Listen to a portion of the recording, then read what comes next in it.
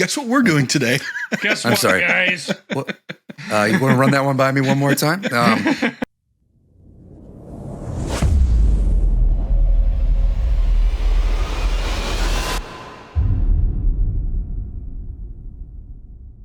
This is the One Accord Podcast, and we're back again with another episode in our Biblical Theology project, another discussion on the book of Genesis, this time Genesis 15, 16, 17, and 18. And so let's go ahead and bring in Greg and Eric, the regular team. Looking forward to talking about these important chapters with you guys. But first, Greg, how you doing? Yeah, I'm doing really well. A little tired. Like the whole time change thing, not a fan of that. So You get more sleep, and that makes you tired for some reason? I don't see it. I don't know how it's more sleep. I was up at 4:45 this morning going, I guess it's time to be awake. So I see. Well, you're supposed to get an extra hour, so you should be well rested, but I'm sorry it didn't work out that way for you. It's a communist plot to destroy our country, I'm sure. So we'll have to fact check that. I'm not sure. But Eric, how are you? You look well rested today. Well, I got an extra hour of sleep. But I can understand what Greg is saying, because sometimes when you have an extra hour of sleep from the time change, you actually stay up later than you normally would. So there's a psychological thing to it. And it was funny. I was out raking leaves yesterday, and it was starting to get dark. And I'm like, okay, I'm ready. I'm ready to be done with this. And came in, took a shower. I'm like, all right, it's probably time to put the kids to bed, right? It's like 3:30, 3:45 in the afternoon. I'm like, I don't know what's going on. Just put them to bed anyway. That's a good time, Andy. Go to bed. If you're ready for them to go to bed, Greg, it's time for them to go to bed, I think. Well, Amen, well, hopefully your being too tired won't cause any problems. You've done this before. You've given excuses for when your answers maybe aren't so good. So I don't know if you're just trying to prep us, throw us off the trail by thinking that there's some communist plot afoot. I don't know what you're up to, but I'm actually anyway, going to blind you with my dazzling intelligence and insight. It's going to be dazzling theological insight. Well, I, for one, can't wait. So why don't we go ahead and jump right into it then, as we get into Genesis chapter 15. Let's focus on the first 5 verses. We see this promise that God is making to Abram. Of course, Abram's asking some questions about how God's going to bring it about. What do you guys make of his comments to God? And let's not go all the way to verse 6. We'll talk about verse 6 on its own. But Greg, why don't you begin to dazzle us with some of your analysis of these first 5 verses in Genesis 15? In my mind, this is, I don't hold this against Abram at all. I read this and I go, this seems like a reasonable response. Like how is that? How is this going to come to pass? If such a message were to be given to me at that point in my life, it seems like a very reasonable response to me. yeah, I think Greg's right. And I basically said the same thing. I would just maybe add a couple things here. But my answer is the same. The words "do not fear" in verse 1 seem to imply that Abram feared that God might not fulfill his promise. Maybe that's what that means. If I was in Abraham's shoes, I would certainly be questioning things. Abram was a man of faith, but we see that at different times in his life, his faith wavered. And I'm not judging him for that, because I can understand why he would be questioning things. But God did assure him that his reward would be very great. If you trust in God, your reward in the end will be great, and sometimes even before the end. But Abram's questions are understandable. God had promised to make him into a great nation, but he was an old man, and his wife had been barren her whole life. Yeah, I can completely understand why he would be questioning a few things there. And just kind of the spirit with which Abram's coming, I guess I can understand this, right? Like, what are you going to bless me with, when the reality is, at least from Abram's point of view at that point in time, I don't have descendants to pass it on to. There's nobody that's of me that this is going to be handed down to. So, okay, I guess, right? Verse 6 is a very important verse. So let's talk about this. This idea of being credited as righteousness. The text tells us that Abram believes God's word, and this is despite all of the questions and the struggles that he expressed before this. So how do you guys understand this particular statement? Man, it's funny, right? You've heard these things talked about so long that it's like it just becomes part of your background narrative. Um, here we see God promising something that seems beyond hope, right? The time for that, God has, Lord, that ship has sailed. We're beyond that, but yet that's not what the response Abram has. He believed, he trusted, against all, pragmatic, worldly, reasonable expectations. Abram heard that promise from God and just took it on faith. And God reckoned that, he counted it, he regarded it as a righteous thing, and considered Abram righteous in having that response. What a great thing. What a great ability to be able to look beyond all of the worldly noise and go, well, I don't know how, I don't know when, I don't know by what method, but God's promised it, so it's going to happen. What a blessed thing to be able to do. Because of Abram's faith, God accepted him as if he had done everything God wanted him to do, as if he had fulfilled God's law. It sounds like that's basically what's being said here. It says, it was credited as righteousness. So it's almost like you get the impression that, God was giving something to Abram that while he did a good thing, he wasn't actually righteous in the sense of like, he had done everything right all along. But God credited his faith as righteousness, even though he really didn't earn righteousness. That the language, I think, suggests that. And like I said before, Abram's faith wavered at times. We see it wavered in Genesis 12 when he, wanted Sarai to identify as his sister. And then in this chapter, in the first 3 verses, Abram is questioning God. God says, your reward's going to be really great, and don't fear. I'm gonna see you through this. I'm gonna give you what I promised. But then Abram's like, well, how is this going to happen? So we see Abram, his faith is not perfect. His faith was wavering at times, but God remained patient with him, and he gave him the encouragement he needed to renew his trust in God. I just think God's grace and his patience is just so clearly displayed in this verse and in Abram's whole life. I find this a very, very encouraging section of Scripture. If we're just looking at this text, I know that there are some who, there is some potential ambiguity here. Who is actually crediting who with righteousness? Abram believed in the Lord, and then he credited it to him. You're like, well, we read that as God crediting it to Abram as righteousness, which is how the New Testament interprets it. So I'm good with that.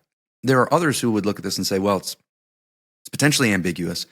And with this wrestling with God, this conversation with God, that Abram is now saying, okay, God, you're telling me we don't have to do it the way that I'm saying. I believe you, and it's actually Abram crediting God with righteousness.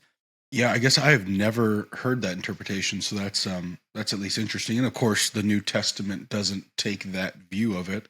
No, that's not to say that, again, there are plenty of places in the New Testament where it modifies our understanding of what happened in the Old Testament.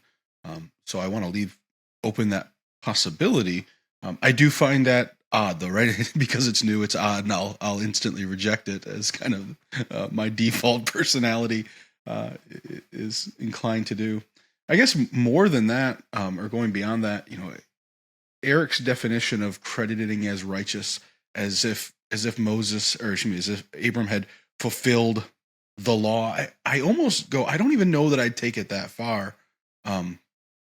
At least here in the text, right? We could, in trying to not interpret this through the lens of the New Testament, I can read this and perhaps acknowledge that this isn't Abram being declared righteous, as in being declared righteous within Christ, but just here in this moment, in this act, this is righteousness on display. Yes, our beliefs often do lead to action. But some of that action is an inward action of just saying, God, even though if it doesn't make sense, even if I don't understand, even if I could suggest, like, here's how I would do it, or here's what I'd like to do, God, you've said something, I'm just going to hold on to that. God views that as righteousness. And so that is an important foundation that so often people argue about, well, is it about our works or is it about our faith? Here we see that this is this inward working. Abram, he's got these questions, real questions, understandable questions. God says, no, it's not going to be any of that. And Abram says, okay, God, I believe you. And God says, that's righteous. And so I like that. Sometimes when I believe God, sometimes that means I got to do something right now. And sometimes it means get up and do it right now. Other times it means just believe me and wait on my timing. And so you guys have any other thoughts on that before we move on to the covenant that he makes with him after that? Or have we adequately discussed that for now? Well, you would ask just briefly about it being interpreted as Abraham is crediting God with righteousness.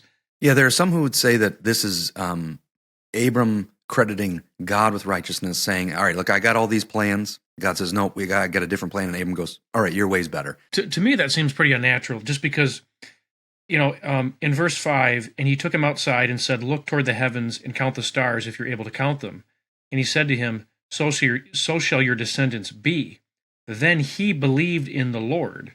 Okay, so Abram believed in the Lord, and he reckoned it to him. I agree that for you and I, that is the natural way to read it, and that's the way that I read it. But I at least can understand and recognize how somebody who, not having the benefit of my capital H, he, because that's what the editors of my Bible chose to do, I can understand why why somebody could come to the conclusion or read this text and go, here is Abram hearing the promises of God, and Abram's response is, isn't God righteous? Or maybe I'd use the word glorious, or isn't he kind or gracious? I would want to, I would read it more that way if those were the words being used. But I don't think it's completely unreasonable if somebody reads this and goes, look at Abraham hearing this promise and turning and glorifying God. Yeah, it's not because we're used to it. It does seem the most natural, and I agree with you, Eric. I think that's the right way to read it. And I agree. Think that the New Testament, of course, while it's maybe off limits to us in this conversation, it's of course not off limits to us in our everyday life. And so I have no problem as my actual faith walk allowing the New Testament just answer that question for me, to allow the Bible to interpret the Bible. But if we're just looking at verse 6, and he, or Abram, believed in the Lord, and to then in this final clause, to keep Abram as the subject, as the doer of the verb. He was the doer of the first verb. If Abram's the doer of this next one, and he reckoned it to him as righteousness, the subject, we fill in the subject in our mind. And so to say that it has to be Abram did this and then the Lord did this, well, the text doesn't actually say that. It leaves it at least potentially ambiguous. It seems odd to me, though, and I'm putting aside my New Testament knowledge of this, but it seems odd to me that, because what God is doing right now is not something he hasn't already done. God already made a promise like this before. Okay, in Genesis 12, he said he'd make him into a great nation. In Genesis 13, he talked about his descendants inheriting the land. So God already made this promise to Abram multiple times in the past. And God is renewing that promise, if you will. I guess that's one way to say it. And so if Abram was reckoning God as righteous, that seems odd, since God was doing something he had already done multiple times in the past. And so it seems more natural to me, even setting aside New Testament teaching, that it would be God who was crediting Abraham with righteousness, given the fact that Abraham was the one who actually believed, even though he was wrestling with faith prior to that time. The first 3 verses indicate that. And because God had already made this promise to him in different ways multiple times. So that's just food for thought. The New Testament does make it very clear. And so again, I'm very much in agreement with you, and nothing that I'm saying is to try and disagree with the food for thought. I think you've made a very good argument. I do just, part of these conversations we see that, sometimes reasonable people do read it differently, and what seems reasonable to us might not be reasonable to someone else. And so the overall accumulation of the scriptures, I think, are teaching us that God does reward our faith. Sometimes our faith requires immediate action. Other times our faith requires saying, God, you're right. Whatever I think is right, I'm just not going to pursue those things anymore. I'm going to wait for you. I'm going to wait for your timing. And I'm going to all along the way say, God, whether you want me to act right now or whether you want me to wait on you, I'm going to rightly ascribe and say, God, you are righteous. Your ways are right and true. Everything that seems right to me, if it disagrees with your way, God, I'm wrong and you're right.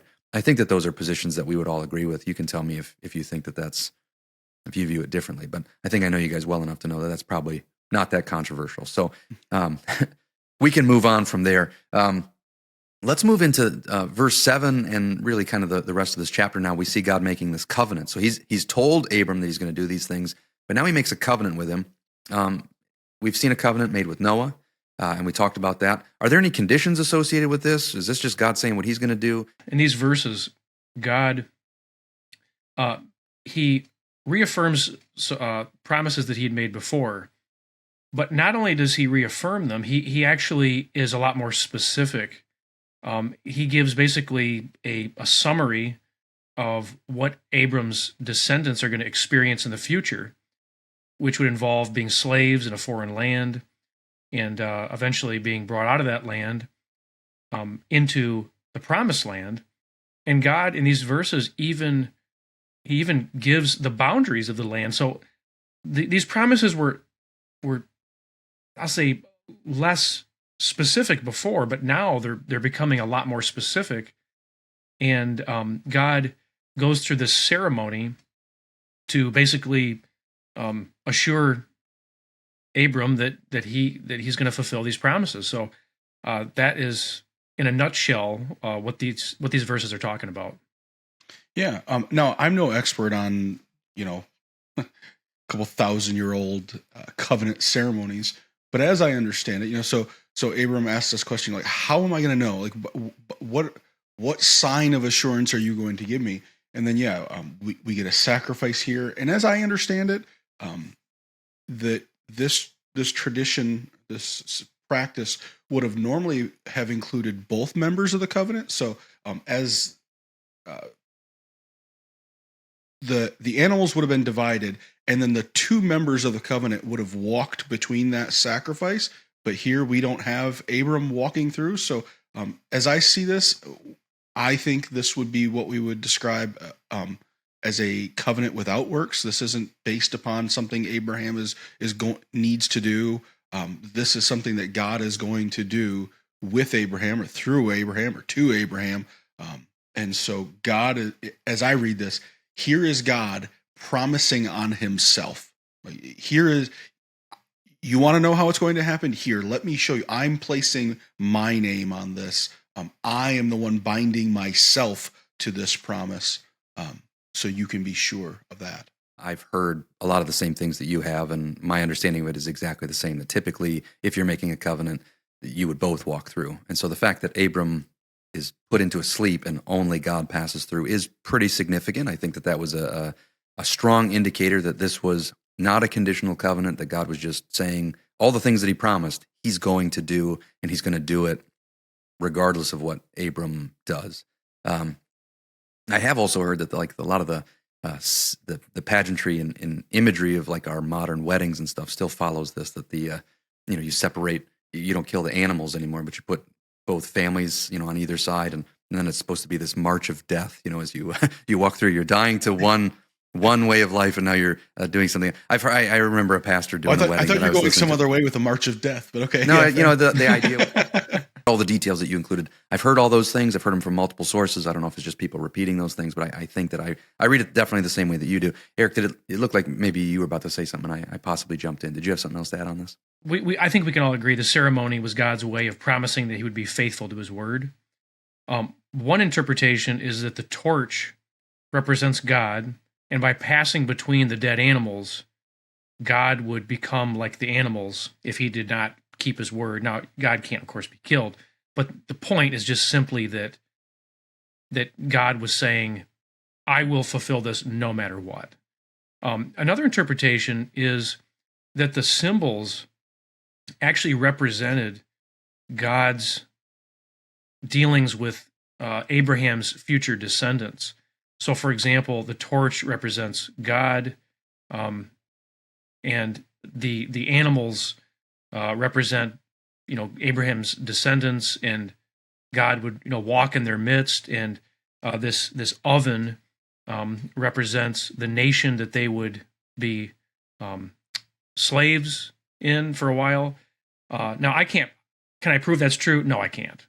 I tend to lean, I think, more toward the first interpretation, but I just find it interesting that the way these symbols are understood by some do kind of make sense. I can see why they would think that. I'm not saying this to like promote the view necessarily, but just to say that there's more than one possible way to interpret this, and maybe there's a way to blend the two interpretations together. What you're, at least in my mind, what you're pointing to is a method of translating things like, or interpreting things like this, that is almost Gnostic, right? Like you have to have this, and don't hear me say that that's what you're trying to do. Just, this symbolizes this and this symbolizes that. And you have to know these things. I want to be really careful of that. As I hear interpretations like that, the oven means this, and we go, that seems reasonable. Well, it seems reasonable because somebody made it up and, made their explanation to fit with, they wouldn't have published their argument if it wasn't at least a little bit reasonable. So while I don't want to say that there wasn't something more going on here, I also don't want to hold on to an interpretation that I can't back up with the text. So I appreciate you pointing out that some people hold that. I just go, man, for me, that's probably a little bit more symbolism than I want to swallow and hold on to. I can respect that, and I completely understand the caution. I would say, though, and I'm not going to give any details, but the oven, it is significant, though, that this oven is used, and later on in the Bible, and I'm not going to mention where or the details, but the nation that Abram's descendants end up in is represented by a very similar symbol in later texts. So I'm just going to leave it at that. But I think, like I said, I'm not like totally committed to this interpretation. All I'm saying is I think there is perhaps some merit to it. But again, I tend to lean toward just, I think, the more natural one where God's passing in between the animals, and that's just God's way of saying, I'm going to for sure fulfill this promise. And my caution is only in that once we start down that path, there tend to be very few guardrails to keep us from just going further and further. Like, how do we know once we start down there? How do we know when we should stop? So, not saying you're wrong. That's my. I'll put the guardrail up a little bit sooner. Yeah. Now the caution is cliff. The caution is well stated. There is, of course, and we all agree with this, that context means something. And so often we're reading something like, I've never made a covenant like this. This is not anything that's anywhere close to any kind of agreement I've ever made. We'll read other things, that there's customary ways of making an agreement, that what's normal and natural to us, symbolism or just practices that we don't even think about because we've just grown up with them, and that's how every deal is made or whatever else. But we'll see that other cultures, that's not how they do it. And so some people might go, well, why would you shake hands and scribble on a piece of paper? Like, how does that signify to you? Why don't you cut these animals apart and walk through them? Like, actually make an agreement. You go, okay, well, my way might seem strange to you. Your way seems strange to me. And sometimes those, the shaking of hands, right? That just, we don't even think about that. We don't need that to be explained. But I've heard people explain like where that comes from. And you're symbolizing that there isn't a weapon in your hand. You're showing that you're actually friends and you're trustworthy. And you go, oh, okay, there is maybe some depth and meaning here. And so maybe somebody's done that historical understanding. And Eric, that might be some of the stuff that you're talking about. Or maybe someone is just making it up, in which case, and you go, yeah, sure, that sounds interesting. And so I think that we should be careful. I always want to know what is the source of this information? Where is this coming from? And so I appreciate you bringing it up. Like you, Greg, I'm skeptical often when I hear those things. I'm not completely closed to it, which it doesn't sound like you are either. But I do want to put up those guardrails and go, just because I hear people making these, interesting sounding ideas. I mean, there are There are teachers, There's Bible lots of teachers who interesting make their- sounding idiots out there. So That's true. Or people who are trying to deceive you on purpose, trying to make a big deal about things that you go, oh, I need to listen to this guy because he's got such deep insight into whatever, and they're just making this stuff up, And the reason no other teacher ever sees this or tells you this because it's quite frankly it's not there. It's coming from their imagination. So we do want to be careful about that. So what we know for sure that God is making a promise. He is saying that He's going to do this. Let's talk about this land for just a second. I don't know if you guys have noticed, but this land that's promised to Abram here, still controversial in our day. You guys think anything about that? Well, probably not without jumping to other texts. So I think I'll just probably leave it at that for now. All right. Well, let's jump to another text, but just Genesis chapter 16. In the beginning of Genesis chapter 16, verses 1 through 6, we see that Sarai has a plan to try and bring about some descendants. What's her plan? Why does Abram go along with it? Why does she get so upset after it works? What do you guys think about this? yeah, her plan is, she'd obviously. I mean, I have to imagine that Abram has shared this plan with her, and so in a very pragmatic way, she says, "Here, let me help God's plan along, and I will offer to you my maid Hagar." The plan, at least initially, looks successful from that pragmatic point of view, but with the consequences of now Sarai is very unhappy with the result. So in a very real sense, kind of backfires on her. Yes, Sarai, he wanted to provide Abram with an heir. It almost sounds like she was impatient about it, and she's like, "Well, this isn't working between you and I." So she came up with this plan to try and have this happen through her maid Hagar. Hagar could have an heir for Abram on Sarah's behalf. And I think this exhibits a lack of faith simply because God never told them to do it this way. I can understand wanting things to happen quickly and wanting them to happen maybe in a way that makes sense. But God just simply never told them to do this. And of course, Sarai became upset when she realized Hagar despised her. It's kind of like, the idea in your mind sounds good when it's in your mind, but then when you see it happen in real life, it's like you get a completely different perspective on it. So that seems like that's what was going on here. I guess I want to be a little bit more generous, and maybe lack of faith is the right way to phrase that. But maybe because I can see myself so much in Abram here, I'll fall a little bit short of saying lack of faith. I can think of situations not all that long in my past where here I am caught in the middle of something, back up against the wall. Now I know God's going to deliver, and this very reasonable, very pragmatic, very silver bullet. I can solve this problem right now if I do this. It's laid before me, and I go, yeah, there we go. I'll do that, and I jump into it. And again, not that I didn't even have the bad outcomes, or at least so far, haven't had the bad outcomes that I see Abram face. But yet I can recognize, man, maybe if I had slowed down a little bit, maybe God was going to bless me in some other way. Maybe I shouldn't have taken the first train out of Dodge in this situation. So I'm going to be a little bit more generous to Abram. You shouldn't have done it. Not saying you should have. Shouldn't have listened to your wife on this.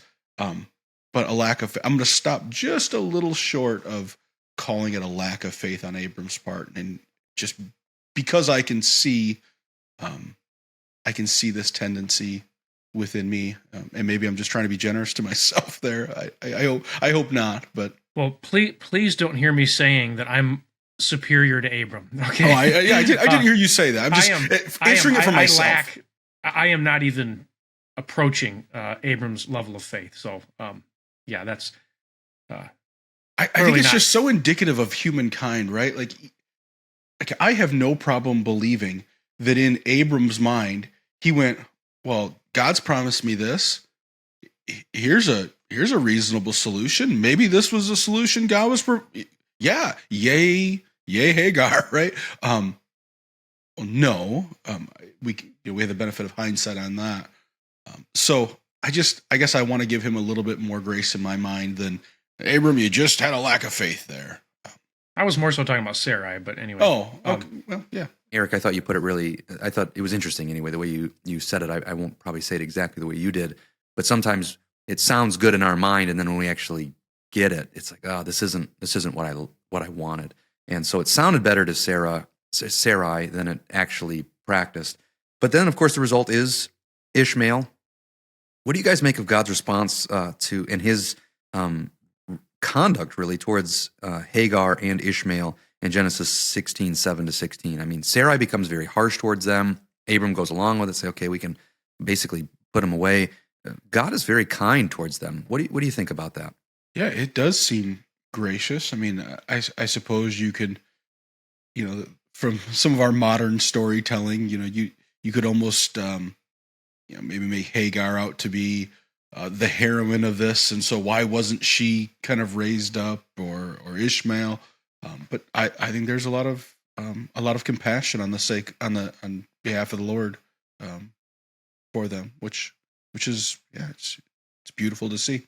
Yeah, rather than treating her harshly like Sarai did, God showed Hagar compassion, and he even agreed to bless her by multiplying her descendants, which she didn't ask for.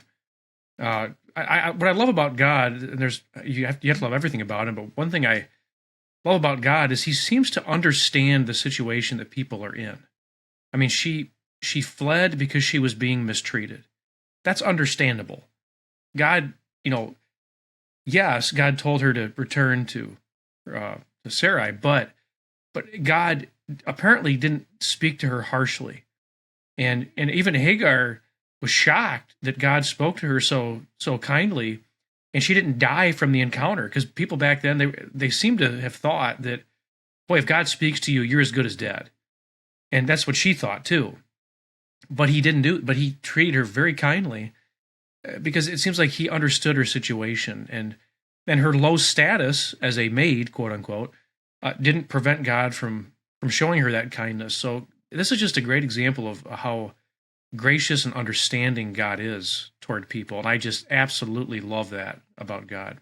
Now, we've got a video on our channel. I'll link to it above about the names of God, and I wrote it. Part of one of the chapters in my book on prayer was about knowing the names of God, and there are so many beautiful places in Scripture where someone has an encounter with God, and we get a name. This El Roy, or the God who sees. Hagar's in a tough spot, and she sees God's character in an amazing way. And yes, instead of being terrified and, oh no, I'm going to die, he sees me, and he has compassion for me. And so it's a beautiful name of God that is seen here. And Eric, I think you put that very well. Like you, this is one of the many beautiful things about God, and he has compassion for them. And so God's kindness, although we might look at this and go, well, this is a sinful situation, even in the midst of broken situations, God is exercising kindness. Let's move on for the sake of time. We'll get into Genesis chapter 17, and good news for all of us. This is when Abram and Sarai's names are changed. So we no longer have to be worried about slipping up and calling Abram Abraham, or calling Sarai Sarah. But what's the significance of this name change, and what do you make of this? Aside from the sigh of relief that we get to have by no longer worrying about demerits for this particular issue. Well, God appeared to Abram and promised to greatly multiply his descendants, which he promised before. He also said that he would make him the father of many nations. Now, there seems to be a distinction, from what he said earlier to this promise, because before he just said, "I'll make you into a great nation." Now, he did say earlier, "In you, all the families of the earth will be blessed." He did say that, but here it seems like it's like, I don't know. Maybe I haven't considered other verses, but it just sounds like God's kind of expanding the promise in a way, and maybe just making the original more clear.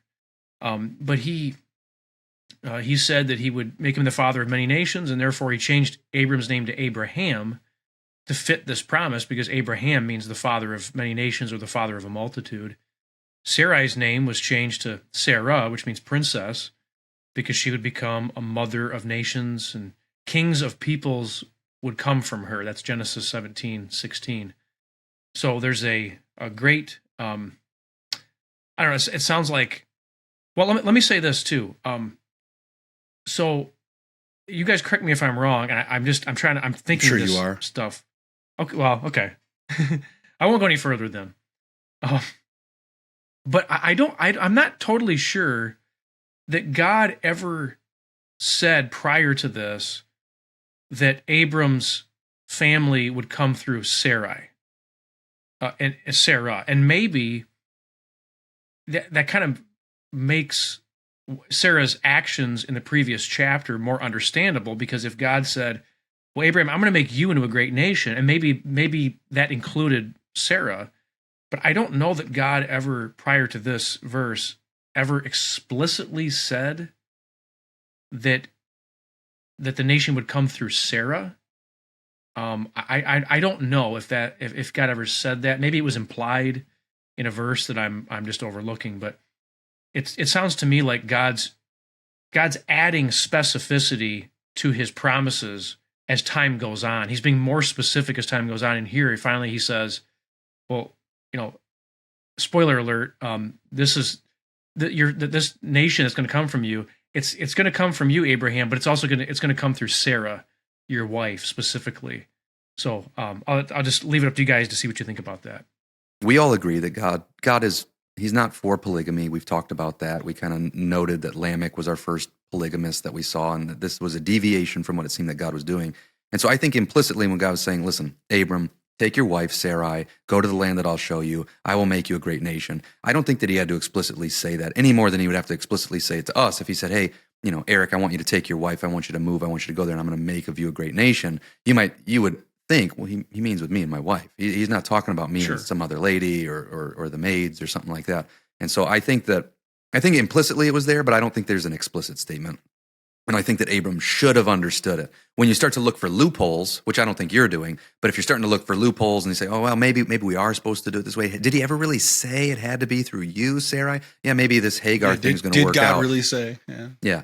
I think that's getting us more like to another figure that we saw in Scripture back, and I appreciate you quoting him. And those are dangerous types of questions. We can get ourselves into a lot of trouble when we start to entertain, did God really say, adding qualifications, subtracting qualifications. And I think so that's how I would answer. Greg, you got any other insight in this before we move on though?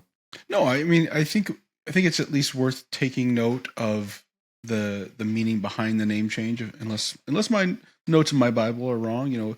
Abram's name goes from exalted father, which seems odd, right? Because here's a man well near the end of his life who's gone his whole life without being a father.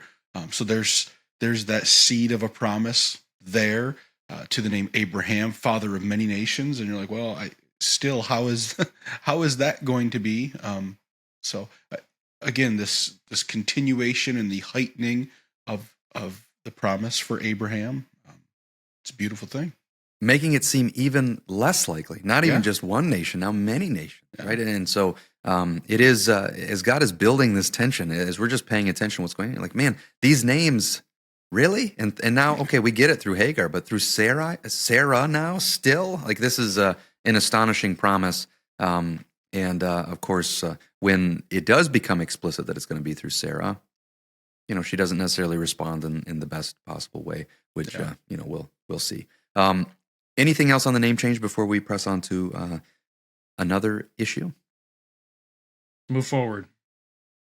Well, let's talk about circumcision, everybody's favorite subject. I got a friend I love who circumcision. preaches from time to time. It seemed like every time he was on the preaching schedule, he was talking about circumcision again, which was just kind of a funny thing. Why wouldn't he? Yeah, that's like, is the pastor always leaving so that you could talk about circumcision? He doesn't want to talk about it, so here you go. Certainly, this is tithing, right? Like, I'm going to talk about two things. I'm out of town that week. Oddly, it's weird. This is one of those things that non-believers often pick up on. Go, why is God so interested in the foreskins of His people? I've heard all sorts of questions about that.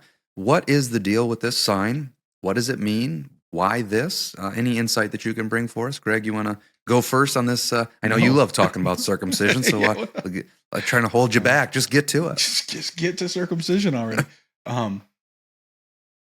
again, this is one of those topics that I can't. It's very hard to separate the later understandings of circumcision and why.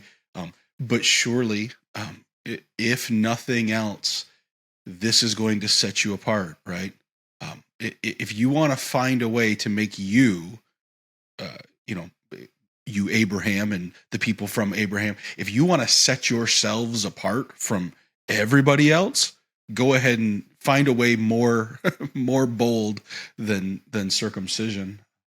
So that's, again, without unpacking the rest of or more biblical theology. This marks you out as holy. This sets you aside as different, and the cost that comes with honoring this sign of the covenant is quite high.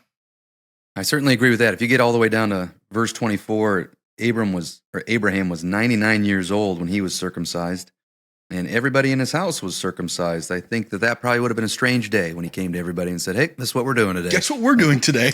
Guess I'm what, sorry. guys? Well, you want to run that one by me one more time? But Eric, you got anything to add on this conversation? I think circumcision was a pledge to keep God's covenant. That seems to be what God said there in chapter 17. It seems to have represented, without jumping to other texts, I think actually if you just had this, what we've gone over so far, I think you could reasonably conclude, without extra revelation, that circumcision seems to have represented the putting off of, sinful life or sinful flesh to live a new life that's pleasing to God. Circumcision is used in the context of keeping God's covenant, and so that it seems to be connected with, I am doing this as a pledge that I'm going to obey God. And is it any coincidence that God instituted circumcision after he changed Abram's name to Abraham? Abram, in a sense, received a new identity, and circumcision may have represented this new identity. So I think if you only had the verses we've looked at so far, I think you could actually make a fairly good case that that's what God intended with circumcision here. That's funny, because I guess I'll just kind of disagree with you here, because we've already said that, or at least I think we've agreed that the covenant that this act is a sign of wasn't a covenant of works. It was a covenant that God was going to bring about. He himself was the only one that passed through the sacrifice. But this is a sign, and I don't see this as a sign that I'm going to obey any particular command or that I'm going to do any particular thing. But this is a sign that those under this sign belong to this promise made by God. And so I see this. I don't know that I agree. I would express it the way you have, Eric. Well, he does say that this is, if you have this sign, then you are, like, in a way, a recipient of God's promises. That's entirely true. But I think all along, though, we see that God's telling Abraham to do stuff, and Abraham's doing it. God told him to leave your country. He did. I don't disagree with that. And I don't disagree that by necessity somebody who is faithful to Yahweh just lives differently. But from this text, here is this promise, here is this covenant, and this covenant is, I am going to make you into a great nation, and all the families of the earth will be blessed through you. And here is the sign that that will be upon you, that marks you out as being under this covenant. Is just how I read it. But remember, though, in Genesis 15, the covenant that God made when he passed between the animals, that was after Abraham believed, right? We see Abraham believed, and then God, and he acts in response to his belief, and then God says, he shows up and says, I'm gonna do this for you. I'm gonna do that for you. It's always like after Abraham believes and is living by faith. So when we say there's no conditions, I think the condition was that Abraham had to believe, and so did all of Abraham's descendants have to believe, and they have to presumably live a life of faith, because you can't claim to believe something and then not live according to that belief, I guess is the point I'm trying to make. So I think that it is about faith. That's true, and faith is not a work, but a person still has to believe God's promises and then act according to their belief, because it's not the acting alone that's impressing God. That's just what happens when you believe. If you believe God's going to give you a land, and God tells you to go, well, if you believe God, you go to that land. I mean, I think it just kind of goes without saying. Yeah. That's the point I'm trying to make. Again, and I am in complete agreement that someone who believes that God is God is obligated to live as if they believe. That's not my argument. My argument is that this sign of circumcision, I don't see as a sign that says I'm going to live a certain way. It's a sign that I belong to this promise of God, as I read this text right now, right here, as it's laid out. Well, that's fair. And I think Genesis 17:14. But an uncircumcised male who was not circumcised in the flesh of his foreskin, that person shall be cut off from his people. He has broken my covenant. Yeah. Okay. But what is the covenant? True. What is the covenant? But that so just tells you that so far we have not seen that. I thought we agreed just a few minutes ago that this covenant wasn't a covenant based upon stipulations of Abraham doing X, Y, Z, or the other thing, but this was a covenant that God was going to do something with Abraham. Now, again, are there later obligations? Yes, but we haven't seen that so far. So I only want to affirm what we've seen. What we've seen is God saying, I'm going to do this. And because I'm going to do this, I want you marked out in a particular way. And if you refuse to be marked out in a particular way, you don't belong. You are rejected from being a member of this covenant, because I've told you that this is the sign that's on you to be a sign showing you're part of the covenant. Well, I think, though, it goes beyond just, I get circumcised, therefore I automatically receive everything. I think you're not hearing me. You're not hearing me. Again, you're making the sign the gate to get in. That's not. If you belong to Abraham, you are part of the covenant until you reject, as I read it, until you reject the sign that shows you belonging to Abraham, and then you're not. So don't make circumcision, the sign, the precondition, because that's not what the text says either. Well, but it does say if you're not circumcised, you're cut off, right? So, yeah, it is in a sense. It is a condition. What you just said was you have to get circumcised to be in. The lack of circumcision. Again, we're talking about a grown person here choosing, or we're talking about someone's parents rejecting the sign.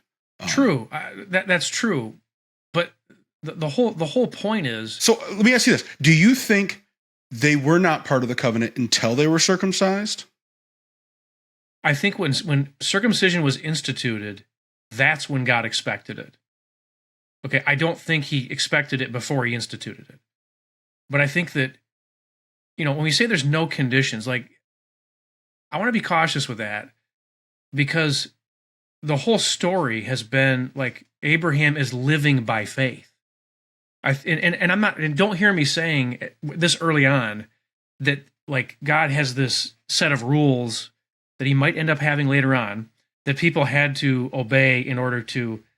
I'm not saying that's what's being introduced here, but I'm saying that I think that God, when he says, you're to circumcise yourself, I don't think it's simply, and I'm not saying you're saying it this way, but some people might think, well, I'm circumcised, I'm in. Nothing more is required of me. Well, but it is, because Abraham's been living a life of faith, and I think that's the condition for an individual. Now, what God promises to a nation, now that's different, because we're dealing with a nation, not with an individual. So that's, maybe we're getting down a rabbit trail here, but maybe this will be helpful, maybe not. But God's promise being unconditional, I am going to do this for your descendants, doesn't mean that God is going to do this for every single one of your descendants, no matter what else happens. Exactly right. And so God can keep this promise to Abram and say, I will make you a great nation, and for your descendants, this is the sign of the covenant. And they are, Greg, your point I think is well said. I don't think that they just become part of the covenant once they are circumcised. I think they are part of the covenant kind of by default, this covenant that God has made. But then there are ways for them to be cut off. This doesn't say that they're grafted in when they do this. It says that if they don't do this, they're cut off.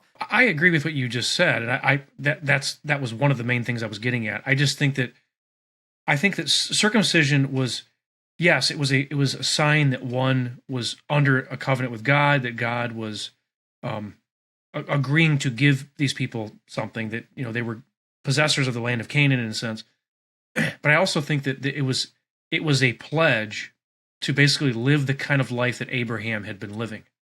And again, you can think that, and again, I agree it's natural consequences, but I don't see that obligation written out here in the text. Well, that it may not be explicitly stated, but I think that's, and actually when we get into chapter 18, it is explicitly stated.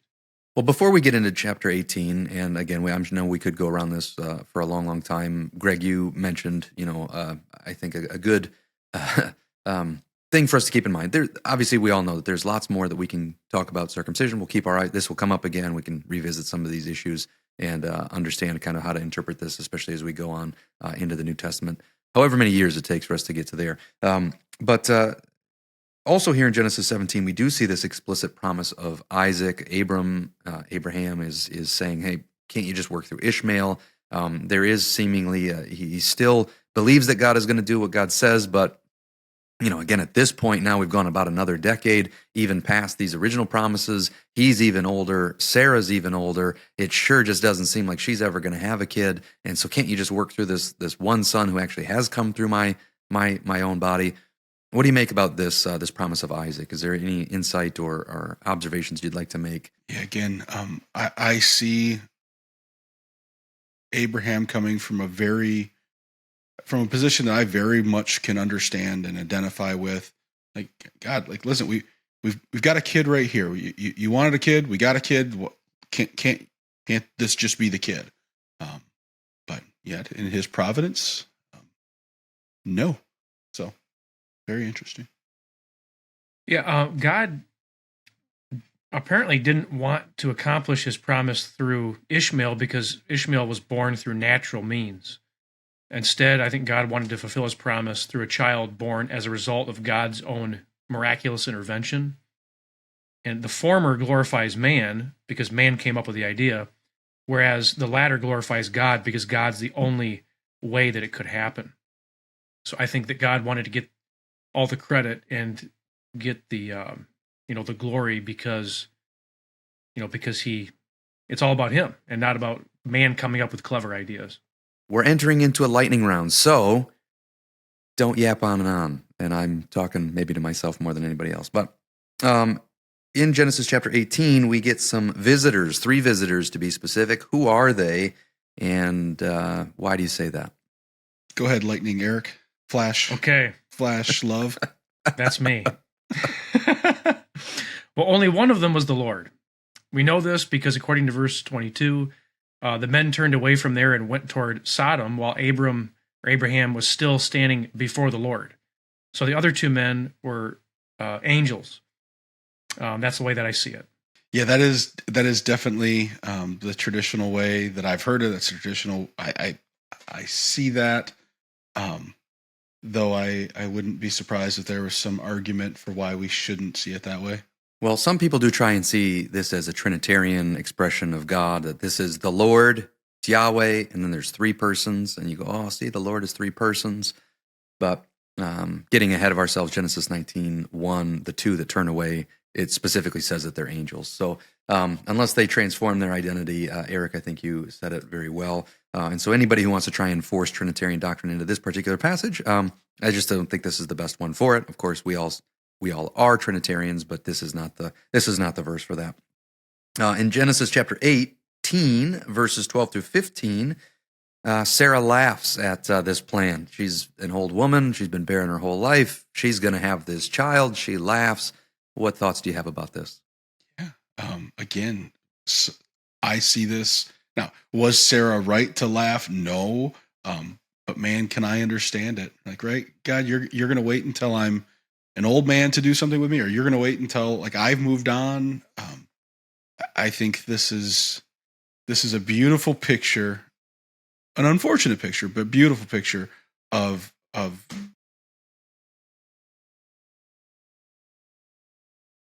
sorry, my mic cut out. Yeah, a beautiful picture of humanity in action. No one's sugar. Moses isn't sugarcoating over it here. So. Yeah, Sarah laughed because she doubted she could get pregnant at such an old age. I completely understand. I'm not judging her for that. But that God questioned Abraham about her laughter in verse 13 suggests that it wasn't laughter caused by faithful expectation, but laughter caused by doubt. So I do think that she doubted. I'm not judging her. It's doubting is understandable when you're 89 years old and told you're going to have a baby. So I get that. It's easy to read this text in two ways. One, like you guys are saying, it's perfectly understandable to understand why she would think that this doesn't even make sense. God says he's going to do certain things. You go, really? This is how it's going to be? Why did we wait so long? My goodness, if you wanted me to have a child, why wait until I'm 90 years old? I've been barren my whole life. She wanted kids all along the way, enough so that she gave her maid to her husband, which she obviously didn't really want to do and regretted after she did. And so why is this the way that it's going to happen? God's been saying that he's going to do something, but this is the thing, and now is the time. It is, from our perspective, you can understand why it would be hard to believe. However, from God's perspective and his effect that he does come and actually address us, say, why did she laugh? I think God does expect us to have faith. And so many times, we look back at Genesis 15:6. Abram had his questions back then, and we go, that's reasonable. You and I, we all might have our questions right now, and that might be reasonable. And yet, the most reasonable thing for Christians to do is to actually take God at his word and to trust him, because he's the God who can do exactly what he says, no matter how unbelievable that might sound to us. And I know a lot of unbelievers. But keeping in mind that these promises aren't, you're not Abraham, you're not Sarah. Oh, sure. You're like, no. Like, don't do that. Right. I can't just believe whatever I want and think that God's going to do whatever I want him to do. But if God says he's going to do something, our response should be, okay, I believe you. And we've seen in Genesis, he spoke the sun into existence. He created light with a word. He made he did everything.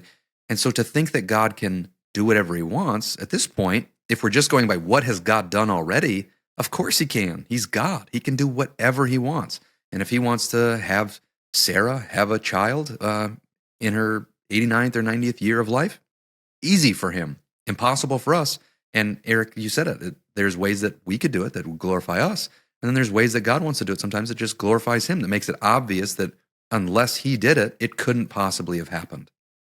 And so I'm challenged by this, not to criticize Sarah or say, oh, I can't believe she laughed. But I'm challenged by this in my own life to say, whatever God says to me, or whatever he says in his word that applies to me directly, I don't want to laugh at that or go, oh, God could never do this, or God needs something else from me. God can do what he says. And I want to believe God. I want to take him at his word. And that's not always easy, because some of the things that God says, quite frankly, are really, really hard. I think about preaching the gospel and go, man, there's got to be a better way than, preaching this strange message to people that don't want to hear it. And you understand why people come up with, well, we got to do something different, or does that work? Well, Sarah's asking that same question. This isn't going to work. But then it did. And so she laughed, and God did address it. And he expects a level of faith that says, God, if you say it, I believe it. But Greg, your comment is, of course, well stated. This isn't just promising us that, every barren person is going to have a child when they turn 90. Of course, that's not the case. That's not what happens. So God's promise to Sarah is very particular, and this was for her to believe. Whatever God's saying to us as individuals is going to be different, but whatever he tells us, we should be able to believe him. Our faith is not in some nebulous thing. Our faith is in the Creator God who can do as he pleases. You guys got anything else on that before our last two issues? Nope. Well, the thing that I wanted to probably spend the most time talking about, and just can't because we're in our lightning round, is this verse in Genesis 18, verse 19. I'm really passionate about family theology. It is astonishing to me that God has made this promise to Abram change his name to Abraham. I'm going to make you this father of many nations. I'm going to give you this child through your barren wife. It's going to be miraculous. I'm going to bring about this promise. And God tells us how he's going to do it. He says it here in Genesis 18:19. He says, for I, God, have chosen him, Abraham, so that he may command his children and his household after him to keep the way of the Lord by doing righteousness and justice, so that the Lord may bring upon Abraham what he has spoken about him.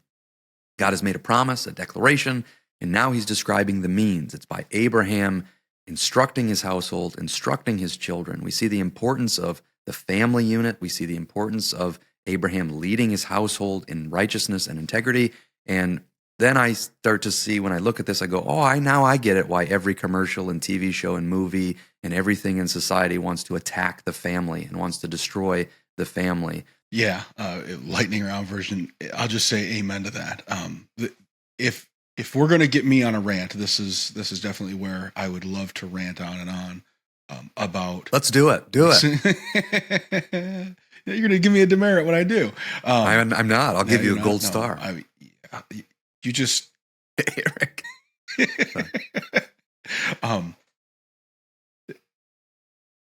We could go from the front of the Bible to the back of the Bible and back again, pointing to the order, right? Like we've talked about order so far, and how when things get disordered, that's displeasing to God. We saw it. We've seen it a number of times. I think that one of the most important disorders we see in our day, even within the church, outside the church, it's obvious. Inside the church, if you're willing to open your eyes, it's obvious. But the order is that fathers are leading their households into faithfulness and righteousness for the glory of God. And when that falls apart, well, look around. When that falls apart, we get this. So, congratulations. Yeah, that's well said. God expected Abraham to command his descendants to obey God, so God could fulfill the words that he spoke to Abraham.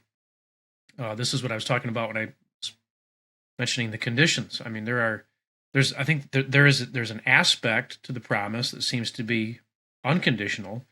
There's another part of this that seems to be conditional.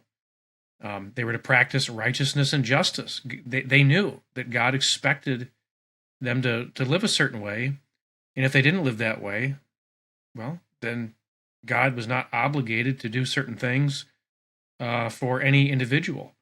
And it's like Greg said, it's up to the fathers to be teaching these things to their kids and teaching them to the family. And that's a serious responsibility. So I think we need to. This verse says it, but there's a lot of other verses too, and I don't think this is vague. I don't think it's obscure. I think it's pretty clearly stated in Scripture. God says he's going to bring about this awesome promise to bless all the families of the earth. How? By Abraham instructing his household and doing what he's supposed to do. And so it's a pretty important passage. I'd love to talk about it more, but we're going to move on for the sake of time. Last thing on our show sheet, God's telling Abraham, I'm going to judge this wicked place, Sodom. And Abraham intercedes, and he tries to talk God out of it. What do you guys make of this interaction between God and Abraham interceding? Yeah, again, another demonstration of God's grace, a demonstration of God's righteousness in that he wasn't going to destroy the righteous along with the wicked. I think Abraham, whether he was trained up or whether just his experience and knowledge of the Lord, understood the righteousness of God and called upon that righteousness so that any righteous would be saved out. Now, unfortunately, there weren't nearly as many as he was hoping, but nonetheless, calling upon the righteousness of God, knowing and trusting that God would hold to that. Yep, I think that's absolutely right.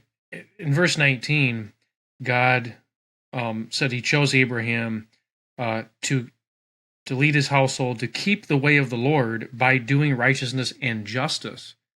And going to this intercession for Sodom, apparently Abraham immediately started practicing this because he thought, well, if there are righteous people down there and they get killed with the wicked, that seems unjust rather than just. So obviously Abraham had some personal stake in this because he knew that Lot and his family were living in Sodom, and earlier he had rescued the people of Sodom and was on good terms with their king. We read about that in Genesis 14, 17 through 24. So maybe, Abraham was thinking, like, I know some of these people. Like, some of these people are maybe decent people. So I think that that Abraham, he had a very strong sense of justice, and he wanted justice to be done in this particular situation. And it's interesting. Every time God said he would spare the city, Abraham gained more confidence to intercede even further. And so I think that as God answers our prayers, as God it deals kindly with us, we kind of gain more confidence to maybe ask more from him. So that's just more of a practical application with this. It is worth noting, right? Like, this was not that God was doing it for Abraham, but God opened up what was about to happen for Abraham because of what we see in verse 19. That I want him instructing his household in righteousness and justice. Right? We talked about the righteousness part, but there's a justice part. There's something going on in Sodom that requires the severe justice and judgment of God. And so what a beautiful display of both that righteousness and the justice there. Righteous not destroying the righteous, and justice giving the wicked what they're due. So it's an interesting passage. There's a lot more that could be said about this, a lot more that could be said about a lot of these issues, but that's our time for this episode, and so we'll go ahead and conclude there. If you're still watching and you liked this video, go ahead and like the video and let others know that you liked it. If you have comments or other things that you'd like to bring up, there is lots more to be said, so go ahead and comment below and let us know your thoughts on these chapters from Genesis. And until we see you again, get equipped, obey your King, and glorify your God.